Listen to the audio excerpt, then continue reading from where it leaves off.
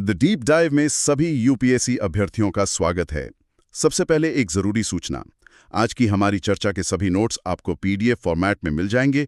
इसके लिए बस डिस्क्रिप्शन में दिए गए हमारे टेलीग्राम चैनल के लिंक पर जाएं और उसे फॉलो कर लें।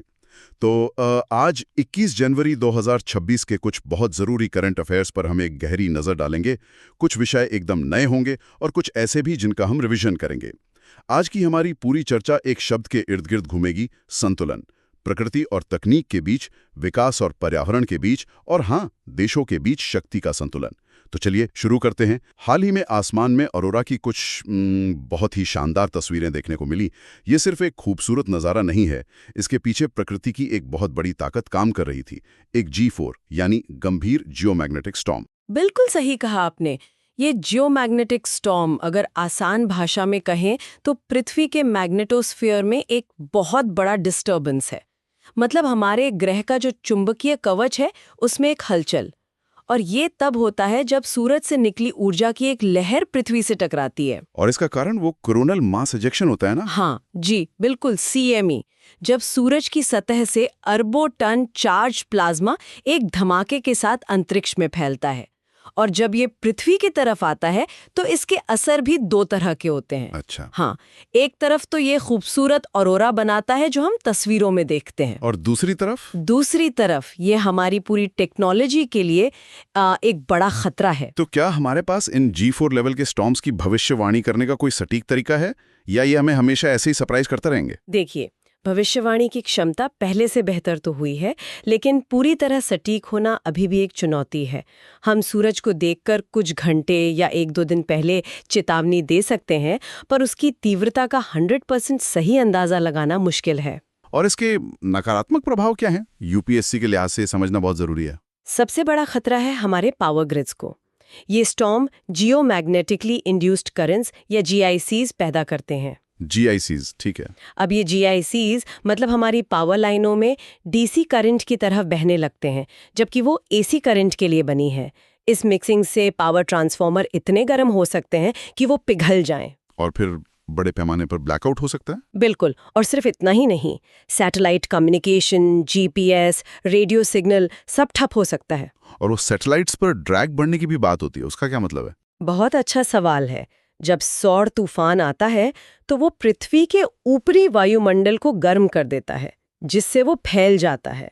अब वायुमंडल के फैलने से वो एक तरह से गाढ़ा हो जाता है, तो जो लो अर्थ ऑर्बिट में सैटेलाइट्स घूम रहे हैं उन्हें अपनी कक्षा में बने रहने के लिए ज्यादा जोर लगाना पड़ता है। मतलब उनका ईंधन तेजी से खत्म होता है? सही पकड़ा, ईंधन भी जल्दी खत्म होता है और उनके रास्ते से भटकने का खतरा भी बढ़ जाता है। तो एक तरफ प्रकृति की ये जबरदस्त ताकत है और दूसरी तरफ इंसान इसी का सामना करने के लिए तकनीक बना रहा है। और यहीं पर वो संतुलन वाली बात आती है। आप बिल्कुल सही दिशा में जा रहे हैं।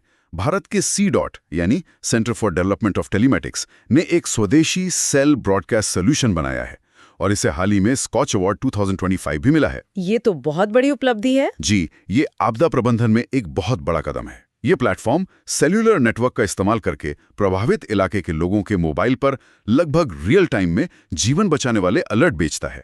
ये सुनने में तो बहुत प्रभावशाली है, लेकिन भारत जैसे देश में जहां दूर दराज के इलाकों में नेटवर्क की समस्या है, ये जमीन पर कितना कारगर होगा? ये चिंता बिल्कुल वाजिब है, लेकिन इस सिस्टम की खूबी यही है कि इसे बनाते वक्त इन चुनौतियों का ध्यान रखा गया है। पहली बात तो ये कि ये सिर्फ 4G या 5G पर नहीं, 2G नेटवर्क पर भी काम करता है। अच्छा, तो इसकी पहुंच ज्यादा है। हाँ, और दूसरी बात, इसके लिए स्मार्टफोन या डेटा की भी जरूरत नहीं। ये बेसिक फीचर फोन पर भी टेक्स्ट मैसेज की तरह काम करता है। और सबसे अहम, ये 21 भारतीय भाषाओं में जियो टारगेटेड अलर्ट भेज सकता है। मतलब अलर्ट सिर्फ उसी इलाके में जाएगा जो खतरे में है। तो ये तकनीक के जरिए प्राकृतिक आपदाओं से एक संतुलन बनाने की कोशिश है, लेकिन तकनीक का एक और पहलू भी है जहां इसका इस्तेमाल देशों के बीच शक्ति का संतुलन बदलने के लिए हो रहा है। और इस रेस में चीन समंदर की गहराइयों में एक बहुत बड़ा दांव खेल रहा है। जी, आप टाइप 096 टैंक क्लास सबमरीन की बात कर रही हैं। रक्षा और भू राजनीति में ये एक बहुत बड़ी हलचल है। ये चीन की अगली पीढ़ी की nuclear powered ballistic missile submarine यानी SSBN है, और ये अपने पिछले संस्करणों से कहीं ज्यादा बड़ी, शांत और घातक है। कितनी बड़ी, मतलब अंदाजन? आकार में ये लगभग 20,000 टन की है, जो इसे अमेरिकी नौसेना की ताकतवर ओहायो क्लास सबमरीन के बराबर खड़ा करती है। ठीक है, ये बड़ी है और शांत है, लेकिन इसका असली मतलब क्या है? हिंद महासागर और वैश्विक शक्ति संतुलन के लिए इसके क्या मायने हैं? यही सबसे अहम सवाल है। इसका असली मतलब है चीन की सेकंड स्ट्राइक कैपेबिलिटी का मजबूत होना।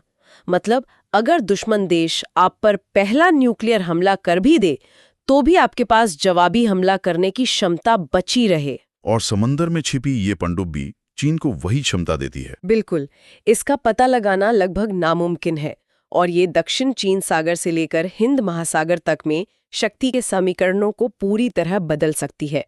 भारत के लिए भी ये एक नई सामरिक चुनौती है। इसकी JL-3 मिसाइलें 10,000 किलोमीटर से ज्यादा दूर तक मार कर सकती हैं। और ये MIRV तकनीक से लैस है, मतलब एक मिसाइल कई निशाने। जी, एक तरफ चीन अपनी सामरिक ताकत बढ़ा रहा है, तो वहीं भारत में भी अर्थव्यवस्था को गति देने के लिए एक बहुत बड़ा प्रोजेक्ट बन रहा है।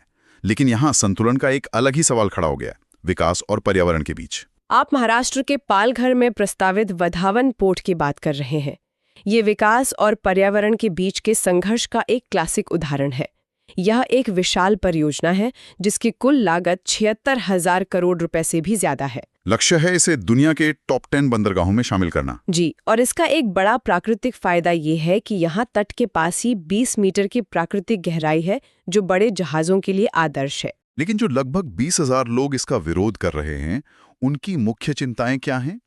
क्या ये सिर्फ हमारे इलाके में नहीं वाला मामला है या कोई गंभीर पर्यावरणीय खतरा है? चिंताएं बहुत गंभीर हैं। प्रदर्शनकारियों का कहना है कि इस पोर्ट के लिए समुद्र में जो लैंड रिक्लेमेशन होगा, उससे इस क्षेत्र का संवेदनशील समुद्री इकोसिस्टम तबाह हो जाएगा। मछुआरों को डर है कि उनकी आजीविका पूरी तरह खत्म हो जाएगी। तो सवाल यही है कि क्या ये विकास स्थानीय पर्यावरण और समुदायों की कीमत पर होना चाहिए? ये संतुलन साधना सरकार के लिए एक बड़ी चुनौती होगी। अच्छा, अब एक अंतर्राष्ट्रीय संस्था का रिवीजन करते हैं जो देशों के बीच आर्थिक और सामाजिक संतुलन बनाने का काम करती है। संयुक्त राष्ट्र की आर्थिक और सामाजिक परिषद यानी इकोसॉक 23 जनवरी को अपनी 80वीं वर्षगांठ मना रही है। बिल्कुल, इकोसॉक की स्थापना 1945 में संयुक्त राष्ट्र के 6 प्रमुख अंगों में से एक के रूप में हुई थी। इसमें 54 सदस्य देश होते हैं जिन्हें महासभा 3 साल के लिए चुनती है और इसका मुख्यालय न्यूयॉर्क में है। JS पेपर 2 में हम इसके बारे में पढ़ते हैं, लेकिन आज की दुनिया में जहां G20 जैसे समूह ज्यादा ताकतवर लगते हैं, इकोसॉक की असल प्रासंगिकता क्या है? ये सवाल अक्सर उठता है, लेकिन इसकी प्रासंगिकता आज भी बहुत है, खासकर सतत विकास लक्ष्यों यानी SDGs के संदर्भ में। इकोसॉक ही वो केंद्रीय मंच है जहां इन लक्ष्यों की प्रगति पर चर्चा होती है। सारे विशेषज्ञ एजेंसियां जैसे WHO, यूनेस्को, यूनिसेफ सब यहीं रिपोर्ट करती हैं। ये दुनिया के विकासशील और गरीब देशों को अपनी आवाज उठाने का एक महत्वपूर्ण प्लेटफॉर्म देता है। और लोकतंत्र को मजबूत करना भी तो एक वैश्विक चुनौती है।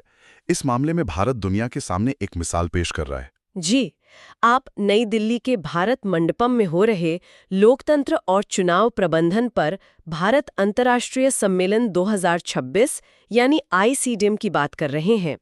यह भारत के चुनाव आयोग द्वारा आयोजित एक 3 दिवसीय कार्यक्रम है। और 70 से ज्यादा देशों का इसमें हिस्सा लेना वाकई एक बड़ी बात है। इसका भारत के लिए रणनीतिक महत्व क्या है? इसका महत्व तकनीकी चर्चा से कहीं ज्यादा है। ये भारत की सॉफ्ट पावर डिप्लोमेसी का एक बड़ा उदाहरण है। दुनिया के कई देश सीखना चाहते हैं कि भारत इतने बड़े पैमाने पर इतनी विविधता के साथ निष्पक्ष चुनाव कैसे करा लेता है। इस सम्मेलन के जरिए भारत खुद को लोकतांत्रिक सुपर पावर और चुनाव प्रबंधन में एक वैश्विक गुरु के रूप में स्थापित कर रहा है। इसी सम्मेलन में चुनाव आयोग अपना डिजिटल प्लेटफॉर्म ECINET भी लॉन्च कर रहा है, सही है? जी हाँ, और साथ ही लोकसभा 2024 चुनावों पर बनी डॉक्यूमेंट्री इंडिया डिसाइड्स भी दिखाई जाएगी। ये सब भारत की लोकतांत्रिक साख को दुनिया भर में मजबूत करता है। तो आज हमने विज्ञान और प्रकृति की ताकत से लेकर वैश्विक शक्ति संतुलन और विकास बनाम पर्यावरण की दुविधा तक संतुलन के कई अलग-अलग पहलुओं पर एक गहरी नजर डाली। और ये सारी चर्चा एक विचारणीय प्रश्न की ओर ले जाती है। हमने देखा कि तकनीक आपदा प्रबंधन में मददगार है, लेकिन वही तकनीक शक्ति का खतरनाक खेल भी खेलती है।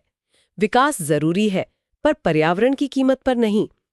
तो क्या संतुलन का मतलब हमेशा बीच का रास्ता निकालना ही होता है, या कभी-कभी किसी खास संदर्भ में एक पक्ष को दूसरे पर प्राथमिकता देना ज्यादा जरूरी हो जाता है, चाहे वो राष्ट्रीय सुरक्षा हो, आर्थिक विकास या फिर पर्यावरण का संरक्षण। इस गहरे सवाल पर जरूर सोचिएगा। आज के लिए बस इतना ही। अगर आपको हमारा ये विश्लेषण पसंद आया तो इसे लाइक और सब्सक्राइब करना न भूलें।